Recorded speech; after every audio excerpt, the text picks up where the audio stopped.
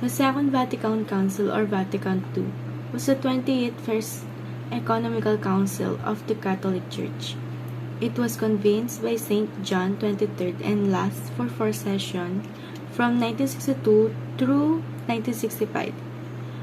Produced a series of documents to direct the life of the Church in the 20th century and beyond. St. John XXIII stated that the purpose of the council was the modernization of Church 20th centuries of life. This refreshing of the Church tradition is commonly referred to as aggiornamento, bring up to date in Italian. In his opening speech to the council, the Pope emphasized the theme of aggiornamento by stating that it is obviously vital that the Church should never for an instant lose sight of that sacred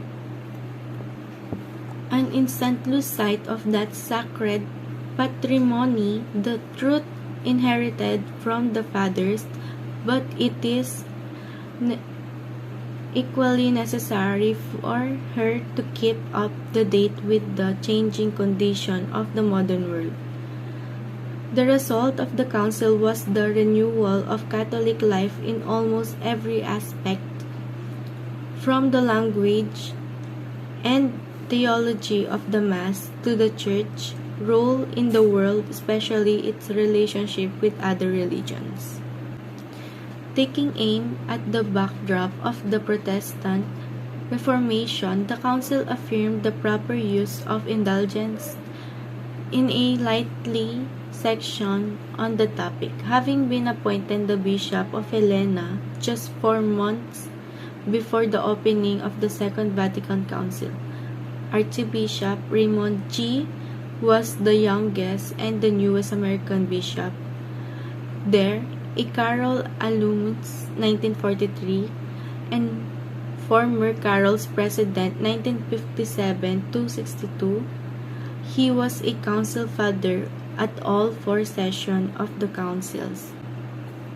Vatican II also offered several pages of insight into the Roman Catholic conceptions of the Blessed Virgin Mary.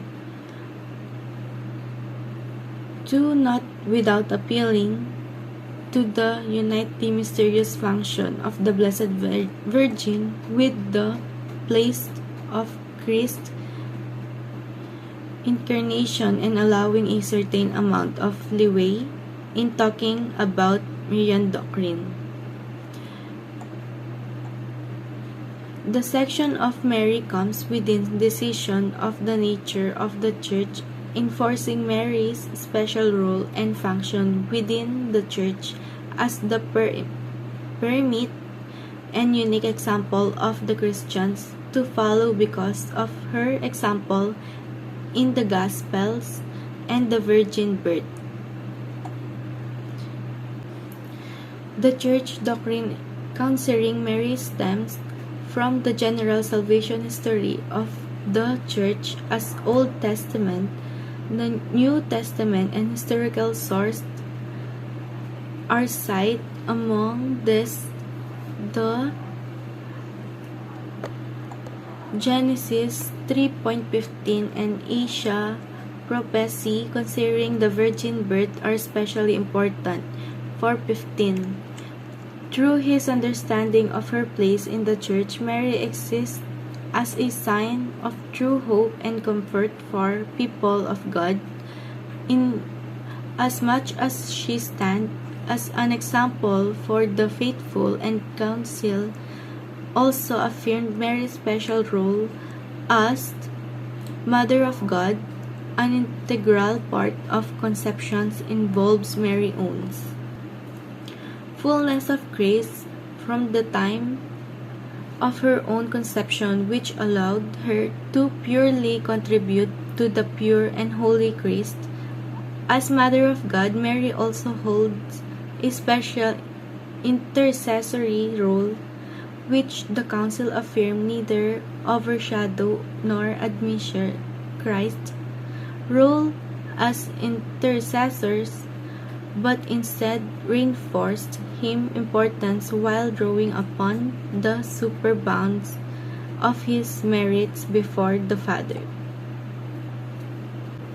Moving from a long-standing position on the of other religions, the Council affirmed at least portion of the major world religions, especially Islam and Judaism, while not preparing over past difference.